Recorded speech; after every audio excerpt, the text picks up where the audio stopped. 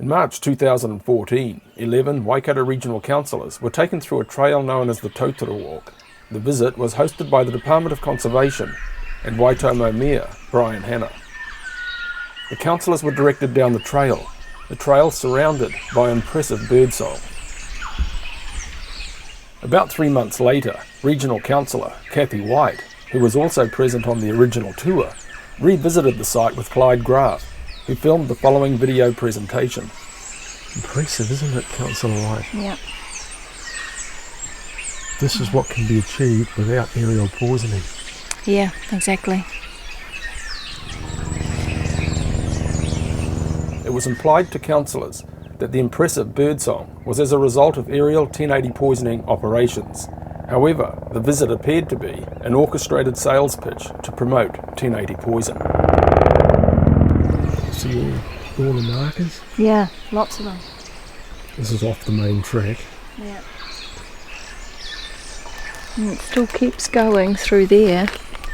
A small amount of off-track investigation revealed that this area is ground managed. Bait stations zigzag through this small, flat bush block. The Department of Conservation has stated there has been no aerial 1080 poisoning near here for over 9 years. If you cut through, you can see there's a road right there. So are you telling me this is an aerial drop zone? No, it can't be. We've walked through to the other side using the little bait station tracks. That'll be a dock building up there somewhere. Yeah. A short distance from where we met the side road, a diphacinone poison sign was encountered. You keep moving away, but I'm trying to stop. What? Stay there. Oh, I thought you were trying to film that. This poison has killed a large number of endangered, short-tailed bats on a previous Department of Conservation ground operation. It was that poison that killed the bats. What was it? There were 70 something bats that were found dead, and when they tested them for residues, they found that there was this poison diphacinone, which was something that they were trialling as an alternative to brodifacoum. And then there was a case where one cat killed 115 bats on its own. That's right. In the same area. They're using the same poison. In the same area, and they are still using the poison because we can see these signs. That's right, and they've actually said that it's a cat, but they weren't tested for any poison residues. A short drive of 15 minutes from the advocacy block would have seen the councillors arrive at an actual 1080 poison drop zone in the Poriora Forest Park. Is this the boundary where it'll be dropped? I'm assuming that green is the boundary. Okay. I'm assuming. Yep. Which is genetic carcasses. Do not drink water in this area. Yeah. Where does it say that? It doesn't. No.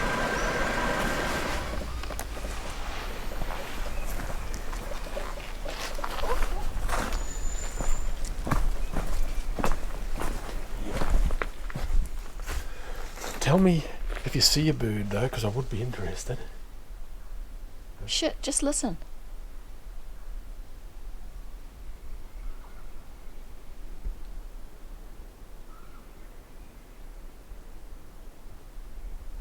Oh my God. I can hear one bird in the distance. It's probably the kaka back at the Totoro Walk. But it's kind of weird because there's a sound of nothing. Is this the track? Oh. I'm wondering if, I was just thinking that there'd be, is this the track? Do you think? Well, there's an orange sign there. So orange triangles, I assume, mean that it's Yeah, a track. yeah. I mean, I'm just wondering if it was like a bait station track. Ah, well, it looks too well formed for it to be a bait station track. This forest has been aerially poisoned many times, and it wasn't long before we found the first bait. Saw a bait.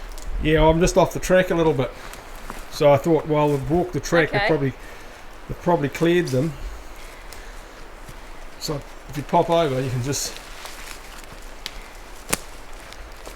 I didn't get all of... There's a fantail somewhere. Here, little sod. Here's this bait down here.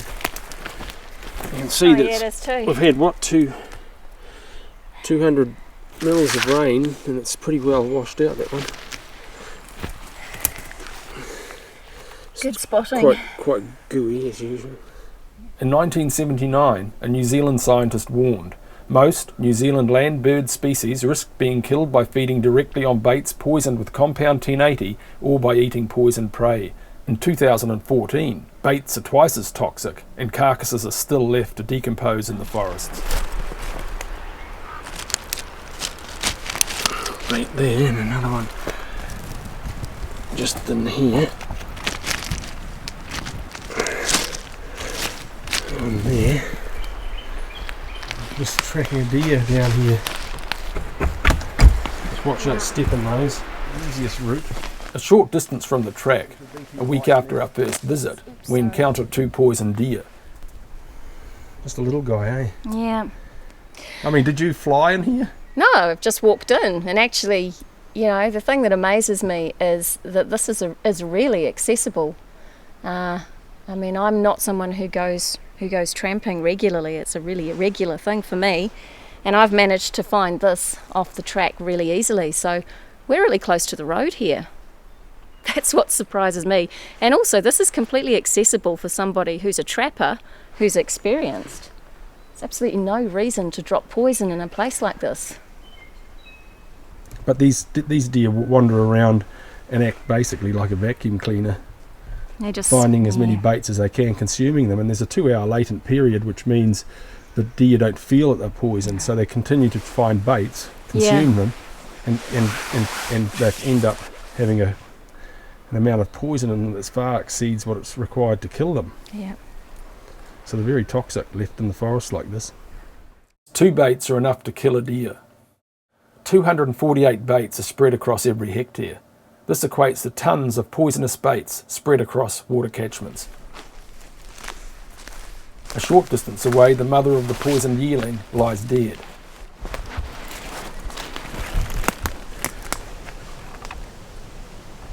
What makes it actually arch its head back like that? Well, it's debatable, but they tend to be gasping for the last bit of breath. Okay. Keeping in mind the lungs are filled with foam and blood, so they're struggling to breathe. Often, as you stated, we see a lot of foam and blood out the nose, sometimes out the eyes, Sometimes and the rear end. out the rear end. Yeah, I've seen that too. There's been a bit of rain here since the drop, so that's washed away. Yeah. Yeah. Also, there was a couple of piglets just over the hill there. They were Yes. They were GPS'd. Yep. Gets the pigs as well, the little fellas. And I guess for pigs, if there are pigs in here, I guess anything like this kind of thing, they'd be quite likely to scavenge, wouldn't they? They do. The pigs get onto this and they do consume it. Then that's a case of secondary poisoning. Yeah. Yeah. I don't get it actually, because the poison label actually says that carcasses should be buried. In all cases, wherever it's possible, carcasses should be buried so that there isn't the possibility of scavenging. And the fact that this is so close to the track, I find that really surprising. Do people attempt to bury carcasses?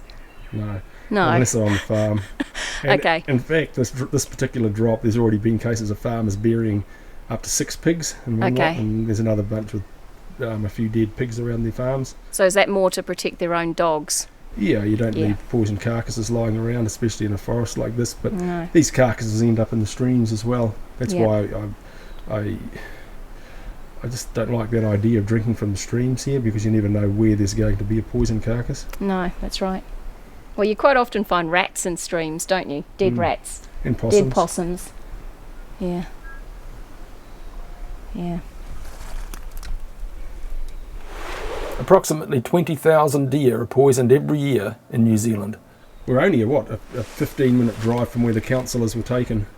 Yeah, that's right. We're not very far away from the Totara walk, which is where we went on the councillor tour.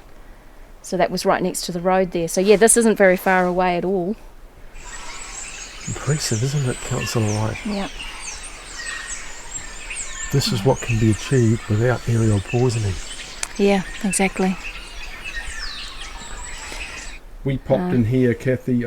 We came in here a week or so ago, and we went down below and had a look at the baits around the creek and etc.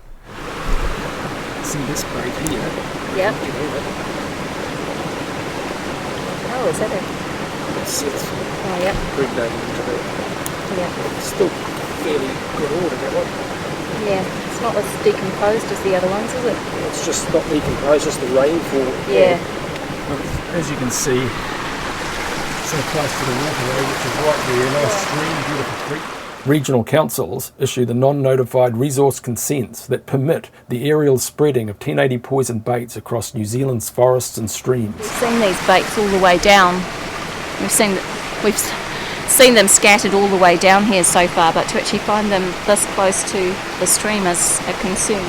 Well, of course, when the choppers go over, they're casting them across all these streams, as we've always pointed out in the past. They don't avoid the streams, these small streams, just straight over the top of them at the same rate as the landowners. Yeah. Streams like this one supply water to local communities, dairy farms and agricultural operations. And presumably with the amount of rainfall that we've just had over the last week, a lot of those baits that were further up will have washed down slightly as well.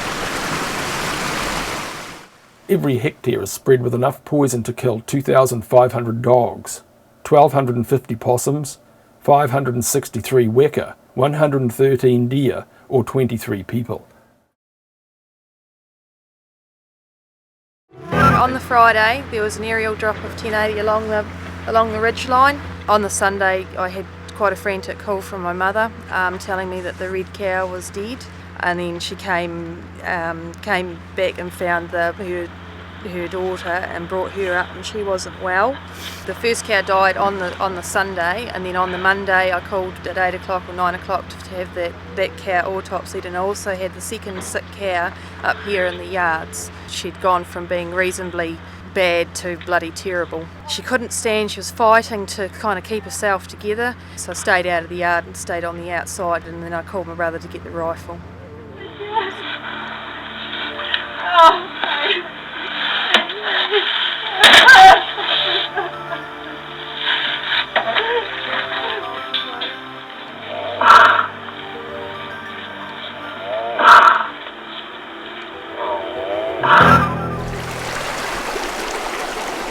Where is it? There.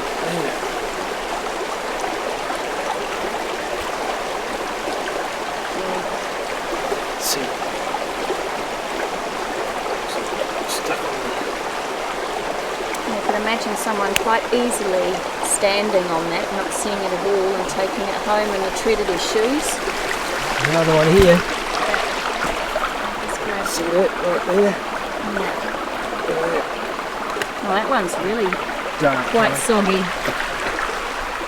I'd like to see the warning added to warning labels, warning signs not to drink the water in these areas, because those sorts of poisons are sitting in there. Next flood comes through, you don't know when it's contaminated. Yeah. And you have carcasses in areas where there are more wild animals being poisoned. Those carcasses end up in the waterways too, and they're poisoned. Of course, what have we found in the way of targeted species?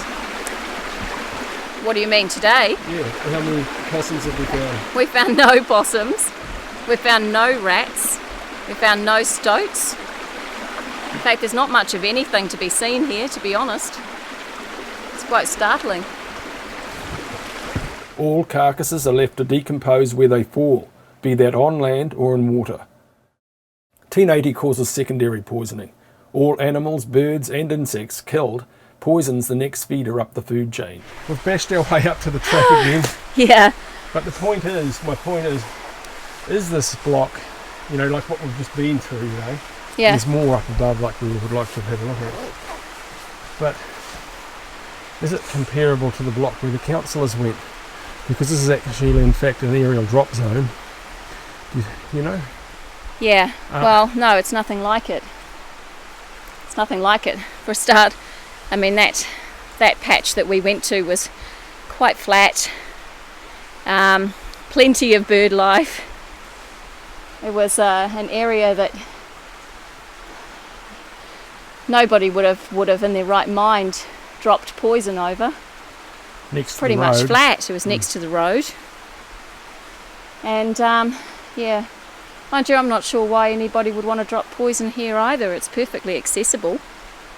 Or standing on a track. I'm not a tramper, and I've just walked up and down the ridges and off the tracks. And actually there's not much noise, is there? Not compared to where we were before, where we heard quite a few different species of birds. DoC's advocacy block, Yeah, where they take councillors. that's right. That's right, where they take councillors for a 20-minute walk of easy track. Yeah, with propped up bird life. that's right. The councillors should have driven another 20 minutes up the road into the drop zone and actually been taken into a 1080 drop zone. Yeah. Not an advocacy block. That's right. Thank you for your time, Kathy, and good evening. You're welcome. The Department of Conservation is poisoning up to 1 million hectares of national parks and forests in 2014. The department declares it will poison at that rate for at least the next 5 years. Offer your feedback by contacting some of the users and supporters of 1080 Poison.